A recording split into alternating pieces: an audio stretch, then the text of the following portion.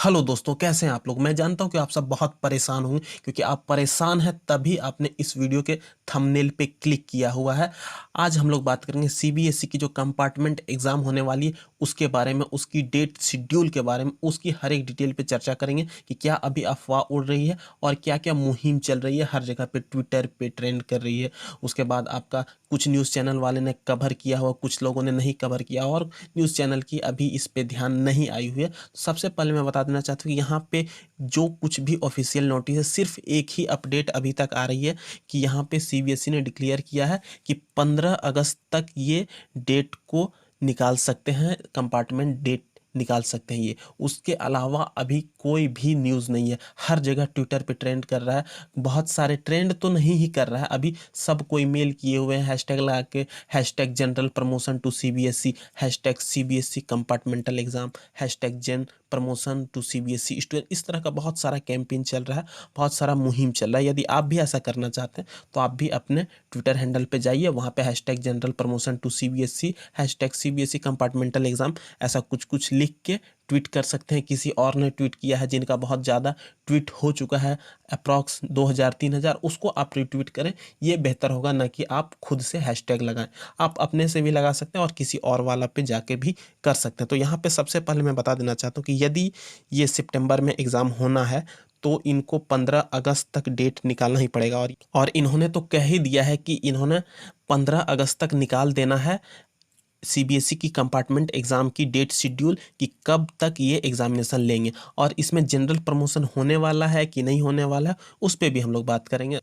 यदि ये लोग 15 अगस्त से पहले डेट निकाल देते हैं जैसा कि इन्होंने कहा है, तो इनको एग्ज़ाम लेने में कम से कम 15 से 20 दिनों का समय लगेगा तैयारी करने में, कि उसके लिए सीटिंग अरेंजमेंट करना होगा, स्कूल से बात करनी होगी और भी बहुत सारा दिक्कत का सामना करना पड़ सकता है।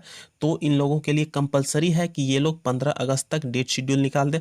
और ये 15 अगस्त तक यदि डेट शेड्यूल निकाल देते हैं तो इनके पास कम से कम 15 दिन का समय रहता है टाइम कि ये लोग सीटिंग अरेंजमेंट सब कुछ देख ले, एग्जामिनेशन का सेंटर अलॉट कर ले। और यदि सितंबर के फर्स्ट वीक में एग्ज़ाम आपका हो जाता है तो सितंबर के फर्स्ट वीक में एग्ज़ाम होगा और कुछ कुछ 2-3 पेपर की छुट्टी हुई थी, तो यहाँ पे यदि सितंबर के फर्स्ट वीक में एग्ज़ाम होता है तो आपका मिड ऑफ सितंबर तो चला गया एग्जामिनेशन में। उसके बाद 8-10 दिन के बाद यदि ये लोग रिजल्ट दे देते हैं तो आपके पास कितना बचा, अक्टूबर, नवंबर, दिसंबर, जनवरी, फरवरी, 5 महीना बचा है आपको 11th की क्लास कंप्लीट करने में। अब 5 ही महीना में आप सोचिए कि कैसे कर पाइएगा। और यदि ये हो सकता है सिर्फ 5 महीना में, यदि ये इस टाइम पे हुआ तो, और यदि 15 से ज़्यादा बढ़ जाता है डेट, तब आप सोचिए कि आपके पास कितना समय बचेगा। तो इस कंडीशन में स्टूडेंट को तो बहुत ही खामी होगी, बहुत सारा नुकसान करना पड़ेगा। तो इस पे भी सीबीएसई को कुछ सोचना चाहिए। और यदि ऐसा नहीं होता है, 15 अगस्त से के बाद आती है तो बहुत ही दिक्कत हो जाएगा और कुछ कुछ कैंडिडेट फेल भी करेंगे। ऐसा बात थोड़ी है कि सब कोई पास कर जाएंगे, तो उस कंडीशन में एडमिशन लेने में भी किसी को दिक्कत होगी। तो ऐसा नहीं करना चाहिए सीबीएसई को। और जिनका 1-2 मार्क्स के चलते फेल हुए हैं जो कोई, उनको तो ऐसे ही प्रमोट कर देना चाहिए। और जो ज़्यादा मार्क्स से फेल हुए हैं उनको प्रमोशन दे देना चाहिए, इस बेसिस पे कि उनका एक एग्ज़ाम कंडक्ट कराए और उस एग्ज़ाम को जल्द ही ये लोग कंडक्ट करा के और कुछ ले लें। और एग्ज़ाम कंडक्ट कराना कोई आसान बात अभी नहीं है, क्योंकि कोविड-19 का पेंडेमिक चल रहा है और बहुत सारी जगह स्टूडेंट को दिक्कत करनी पड़ सकती है, क्योंकि ट्रैवलिंग होगा और ट्रैवलिंग में एक जगह से दूसरी जगह लोग जाएंगे। और भले ही कितनी ही सावधानी क्यों बरत ली जाए, और कोविड-19 अभी फैल ही रहा है और फैलेगा ही, क्योंकि केस दिन प्रतिदिन बढ़ते जा रहा है। पहले जैसा सिचुएशन नहीं रह गया है, अभी कुछ हालात दूसरी है। तो इस कंडीशन में यदि कोई भी डिसीजन लेता है सीबीएसई, कोई भी डिसीजन लेती है सीबीएसई, तो उनको रिग्रेट करना पड़ सकता है यदि कुछ दिक्कत हो गया तो। इसलिए ये लोग फूंक फूंक के कदम रख रहे हैं।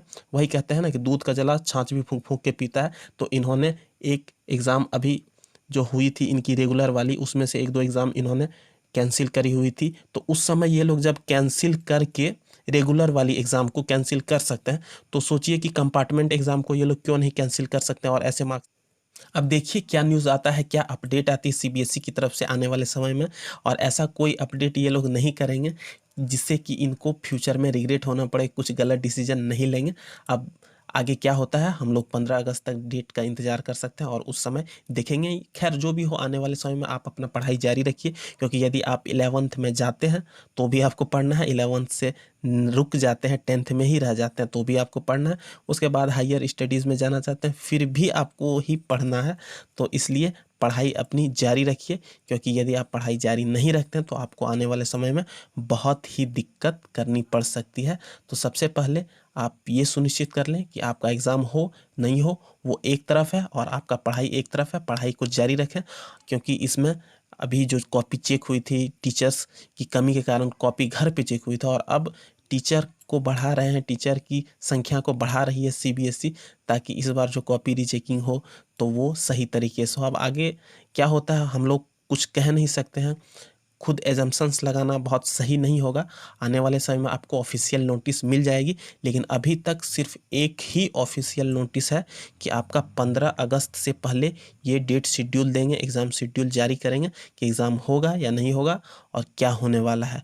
तो आई होप आपको ये वीडियो अच्छा लगा, आपको जितने भी डाउट है सीबीएसई से रिलेटेड वो क्लियर हो चुकी होगी। यदि आपको इससे रिलेटेड और भी डाउट है तो हमारा कमेंट सेक्शन खुला है, वहाँ पे आप हमें कमेंट करिए। हम लोग प्रयास करते हैं आपका क्वेश्चन का जवाब देने का, और भरपूर क्वेश्चन का जवाब यहाँ पे मिलेगा। आप संतुष्ट हो जाइएगा।